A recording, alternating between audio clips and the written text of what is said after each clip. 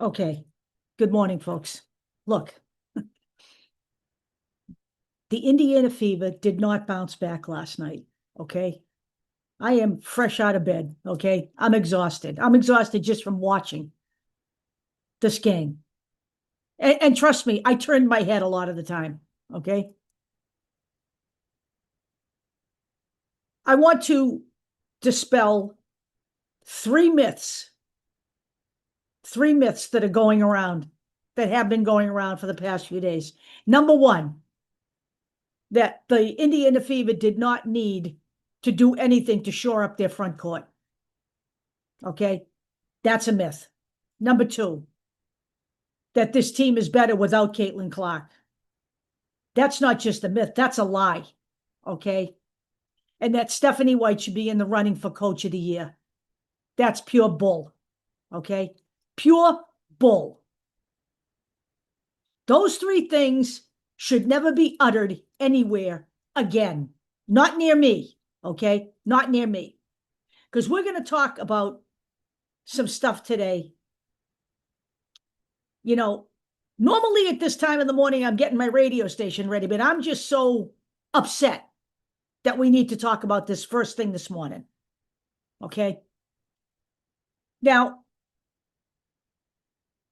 I am not sure where the Indiana Fever players were last night. I mean, physically, they were in the stadium, they were on the court, but their heads could not possibly have been in this game. Okay.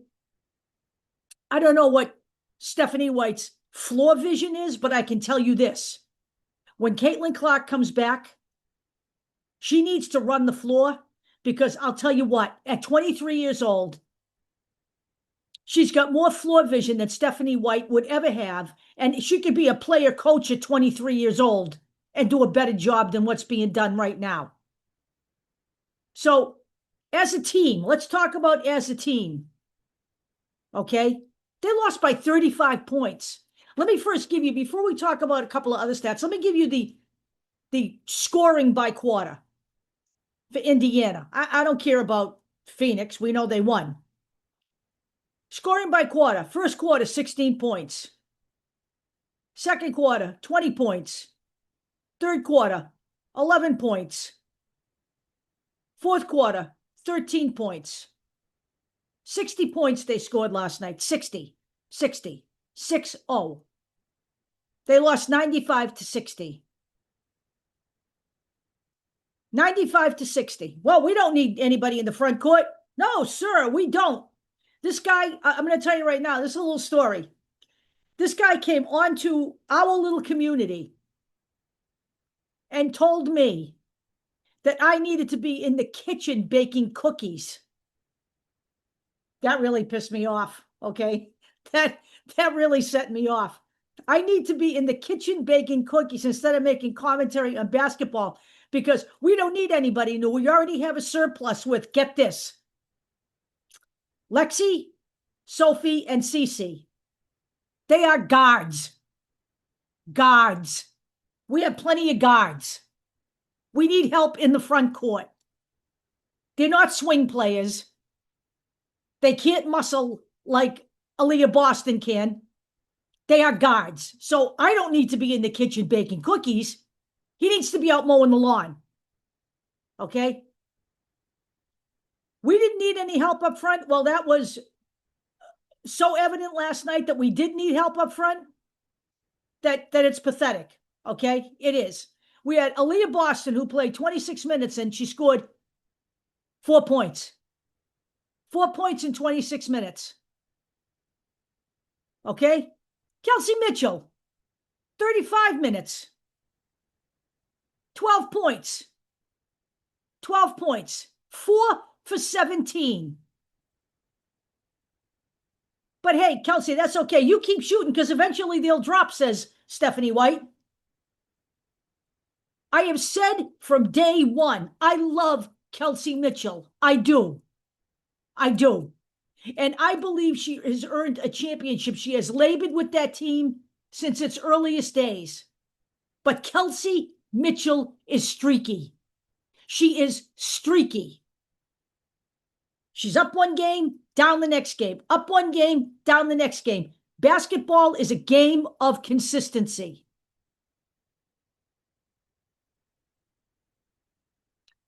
She was 1-for-6 in three-pointers. Okay, and she was 3-for-6 on free throws.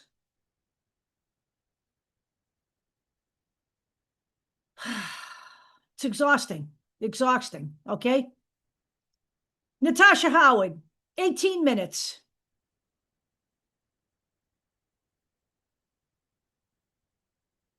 Seven points. Natasha Howard is a small forward. Small forward. Not a power forward, a small forward.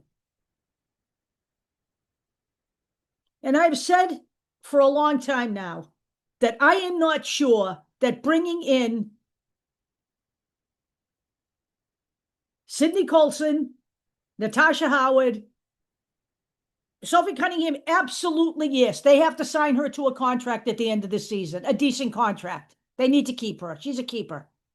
But these players are not the right players for this team.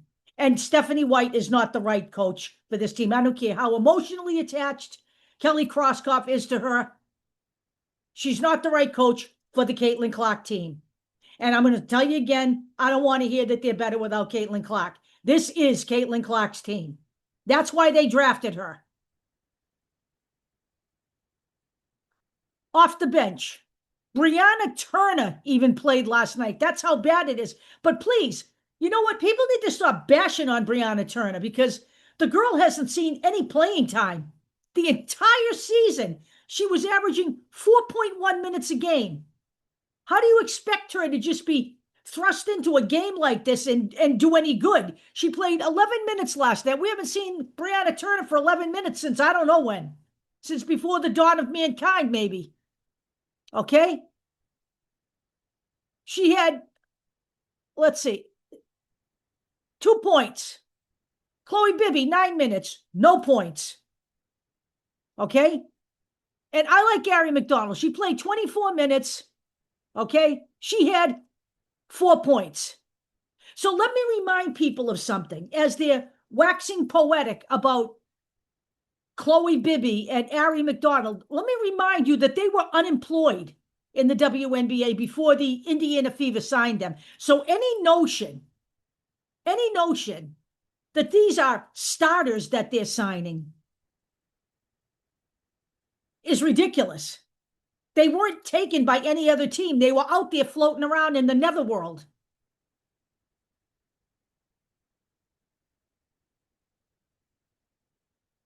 They were unemployed in the WNBA before the Indiana Fever signed them. So they were not the answer to anything. And I remember some of the people. No, not Sado Sabali. No, sir. She doesn't want to play. Well, let me give you her numbers for last night. She was a starter last night, by the way. She is listed as a what? Power forward. Now, we may not have been able to get her from Phoenix without giving up something like Natasha Howard, but we need a power forward to help Aaliyah Boston.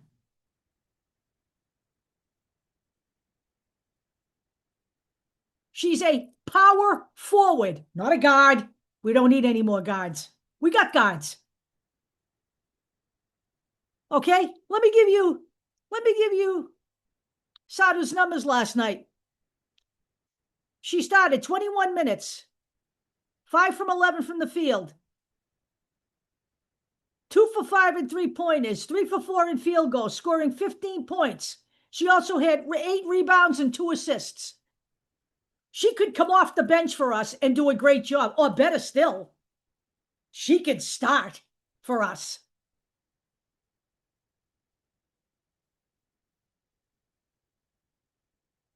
And Natasha Howard can come off the bench, or vice versa, whatever way you wanted to play this.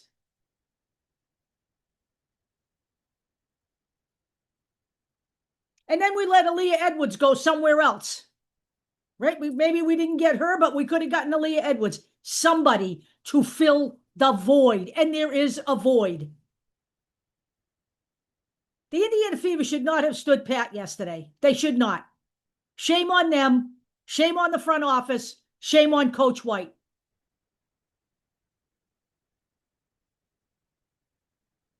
I will never understand. And last night, okay, Sydney Colson played 1 minute before she got injured.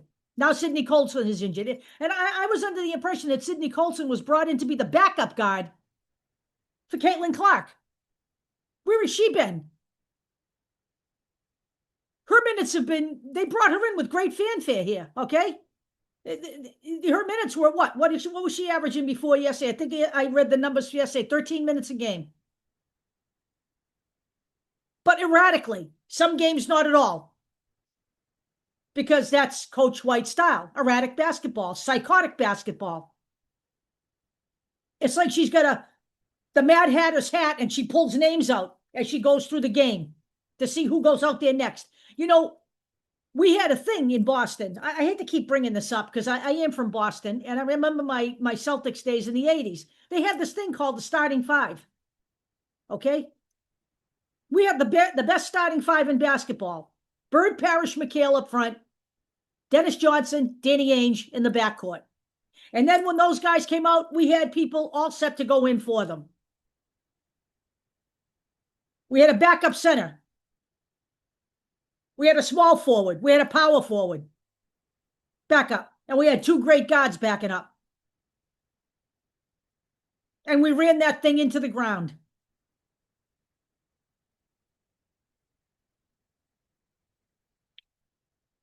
This is crazy basketball. This is crazy basketball. It's hard for people to get into a rhythm when they're used like this. Last night's starting five for the Indiana Fever was Natasha Howard, Aaliyah Boston, Kelsey Mitchell, Sophie Cunningham, Ari McDonald. Where is Lexi Hull? She is in the midst of a slump. Lexi Hull actually played 27 minutes off the bench, 1 for 11 shooting, 0 for 8 from three-point land. 2 points. Lexi Hull at this point has lost her confidence. Okay? I'm convinced. She's lost her confidence because the way she's been used. She played 27 minutes last night. Okay, well, she was playing about that in every game. And she was productive as hell. And she is a great defender. And then they started tinkering with that and cutting her back to 19 minutes. You know, there's no consistency when you manage. There's no consistency on the court.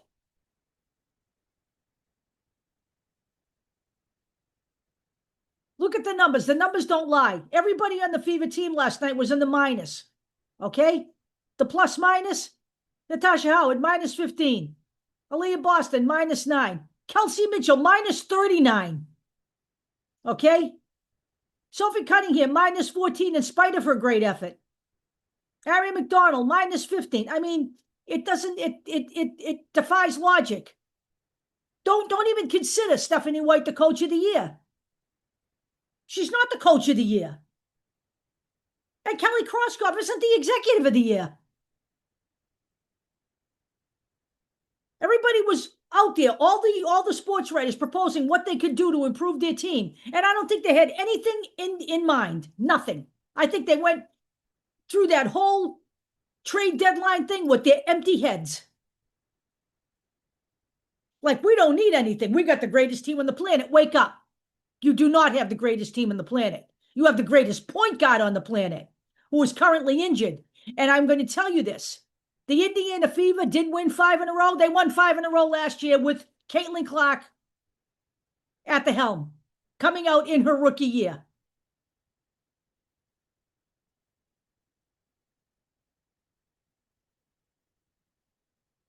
They are not better without Caitlin Clark. They are not, yeah, that's right. They're not better without Caitlin Clark. They're better with Caitlin Clark. She needs to be on the floor. And all these people thinking that, well, she should sit it out. No, she should not sit it out. First of all, let me just tell you something. That's not Caitlin Clark. So you're worried about Stephanie White changing her game. Stop trying to change her mentality. That's not Caitlin Clark's mentality. And now everybody's out there freaking out because she's running now. Well, she's got to run to get her stamina back up. She's going to have been out a month. But Stephanie White notwithstanding, Caitlin Clark is not sitting out the rest of this year. As long as there is a playoff in front of us, and there still is regardless, even though we're headed back to 500 if we keep playing like this. We are now third in the league, but we're headed back to 500. This is not a good trend, what we're looking at here. They don't play today. They have another game on Saturday. Let's see what they can do. I don't know what they wanted to hear that Caitlin Clark was doing, but the fact that she's back to running again is a good thing.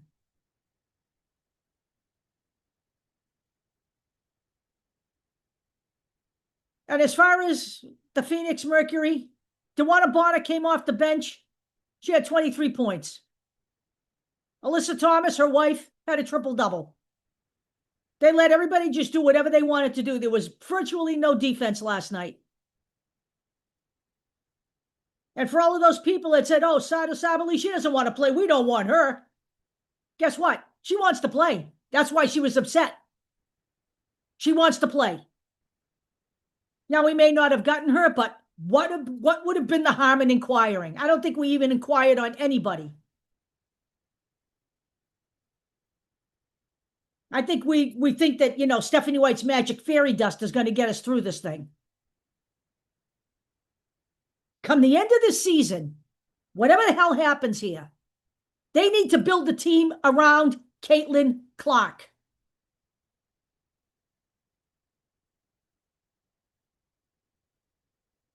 And that's it. Period. End of story.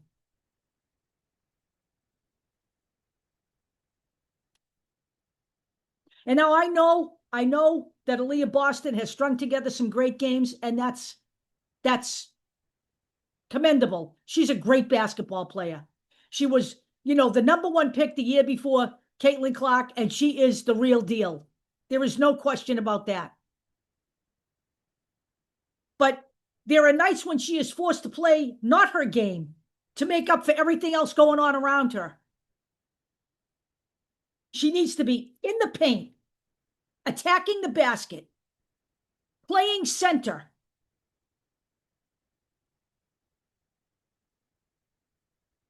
And they need a small forward and a power forward. A power forward, like Sada Sabali.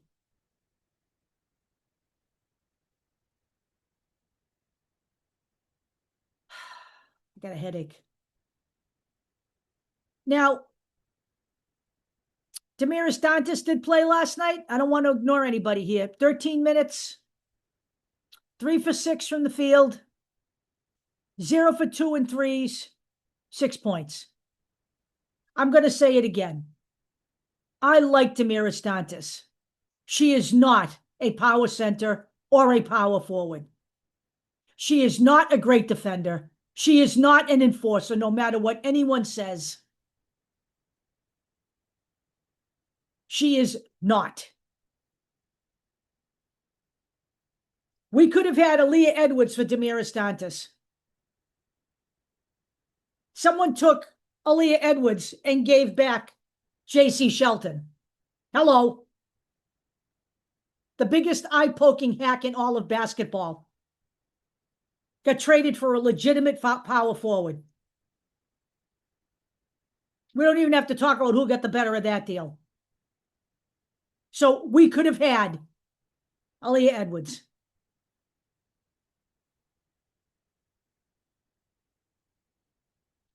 So that's where we are today. I mean, I don't know. I just don't know. I don't know what's going to happen on Saturday night. I don't even know who they're playing. I'm in such shell shock right now. I mean, let's see here. Yeah, it doesn't have the other games upcoming, but I know they're not home. Let's put it that way. And every game's a home game if you play. If you show up to play, okay? Every game's a home game if you show up to play. So the only good thing I have to show for any of this, the only bright light is, hold on. Now I got to find it again. Hang on here. Don't go away. Don't go away mad. Just go away. No, I didn't mean that. Not you guys anyway. Hold on. Let's see here. Here we go. Let's see if we can find it now. The only bright light.